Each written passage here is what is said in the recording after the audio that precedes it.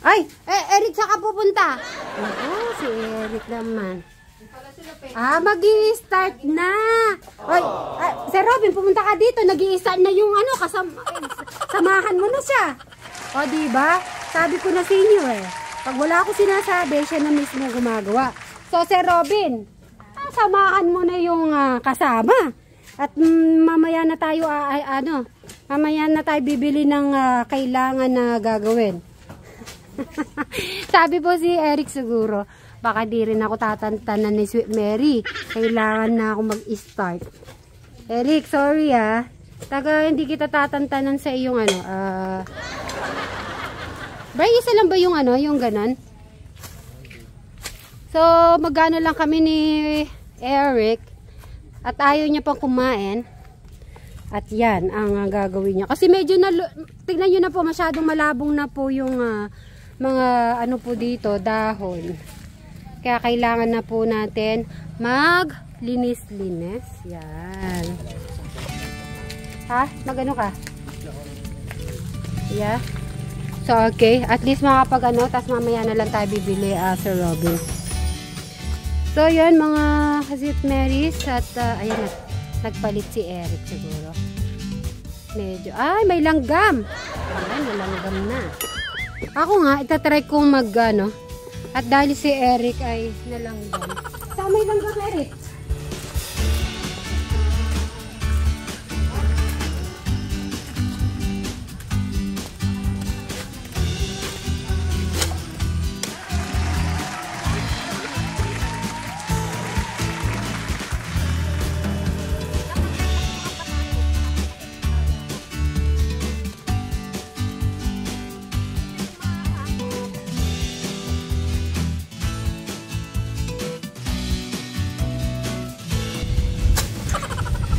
Ang nagagawa ko. Ito na yung kapalit ko exercise Ayun, sila na po dalawang mag-start. Tara po na Exercise is safe. Okay. Sige, Eric.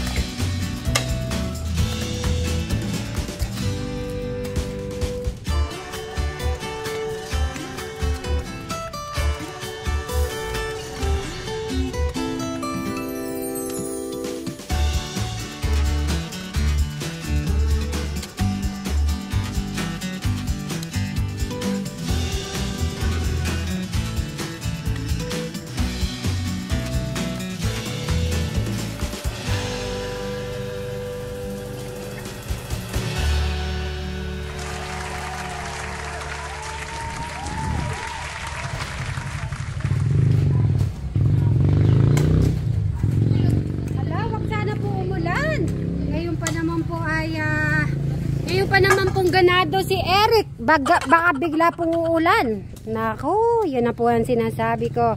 May bagyo ba, Sir Robin? May bagyo ata. May bagyo ba, Alex? Di ba daw?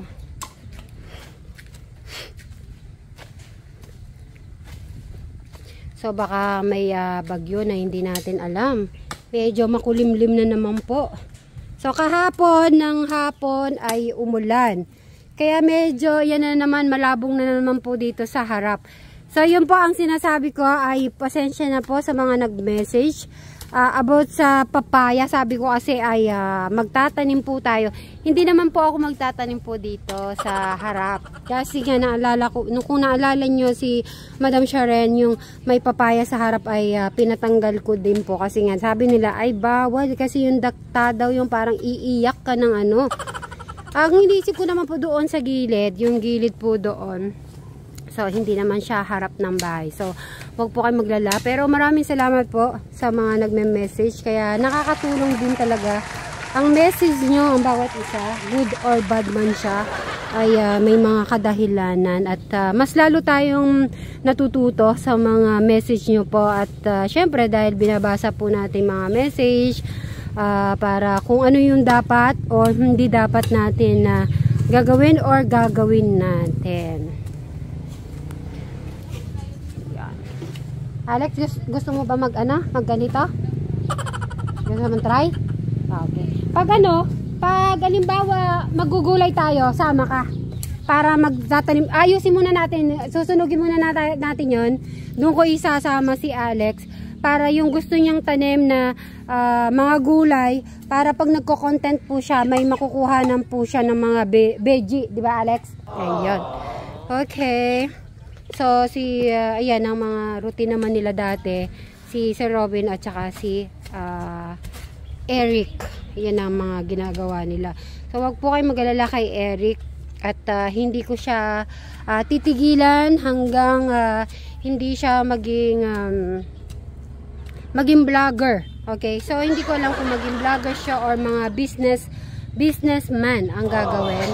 At hintayin lang po natin yan. At darating din po yung panahon kung anong gustong gawin ni Eric. Sa haba ng panahon din naman po, sa 14 to 15 years sa kanyang paghihiga ay hindi talaga madali. Sa 2 years na po natin ay alam ko at alam nyo din na may pagbabago na sa kanyang buhay. So ngayon ay may pa po natin, more patient pa, more na i-guide natin ng bawat isa, at magiging successful, at yun ang hihintayin natin. Syempre ay tayong unang-una maging masaya lahat na nagsusupport sa mga solid na mga suba sibling. Kaya maraming salamat po sa inyong lahat, dahil sa inyo ay tumatatag po tayo. Syempre kung hindi dahil sa inyo ay hindi natin magagawa ang lahat ng bagay. So kaya nagtulong-tulong po tayo at hindi kayo nawawala, at pinapalakas nyo lagi ang aking loob. So maraming salamat po sa inyong lahat. So dito tayo. Ay, madami na po mga kawayan. Alex, magkano in-order mo kanina? 400? Okay. Dalawa. Okay. Meron akong 300 dito. Sa'yo na to. Pinagdagdag mo yan.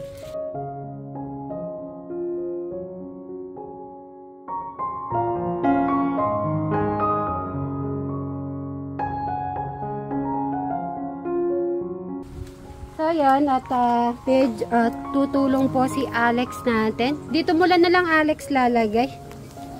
Yan, thank you so much. At pagtulong-tulong ay madali po yung trabaho natin. At ayan si Eric at si Sir Robin. Thank you Alex, Eric, and Sir Robin. After may merienda kayo masarap.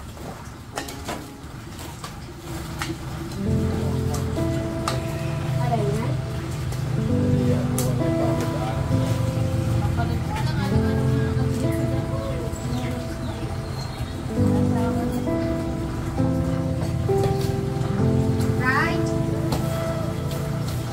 Bakit mo binitarat sa mo kami po?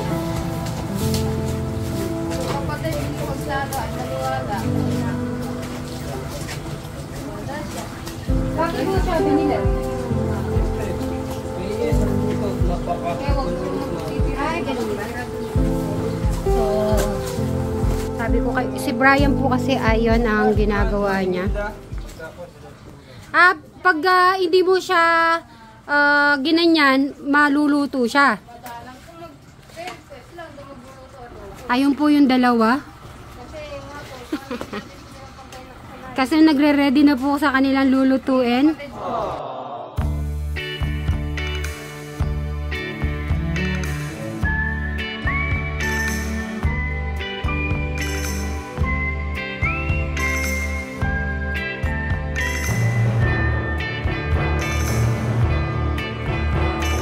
Best of friends through thick and thin. That's what we always said and what you believe. But I'm wanting more, can't help longing for your love. Time and again you're let down by him, then you turn to me to ask my advice.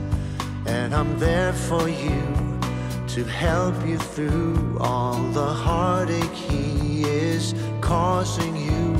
I wish you could see just how good I'd be for you. si Alex natin. Doon siya punta. For life to begin, for you to love me the way you love him. Seasons change, but my long days lead me nowhere. You'll never love me the way you will always. Buti na lang hindi po siya mahirap na hilain yung ano, kasi medyo malalambot naman po siya. Hindi yung parang napakatigas. Malambot naman. Kaya hindi naman masyadong mahihirapan yung magdadamo. So napakasarap lang sa piling kasi ayun, syempre po yan, magkakapatid ay nagtutulungan po, diba? So maganda po yan. Magandang pagbabago bawat isa. Yun naman po yung hinihintay ng mga viewers natin. Kaya nandyan pa rin sila kasi paano sila magmahal sa magkakapatid. Kaya maraming salamat po sa lahat po talaga. Wala po akong masabi. Syempre, shout out Ate Takumi. Thank you so much na lagi kang nandyan.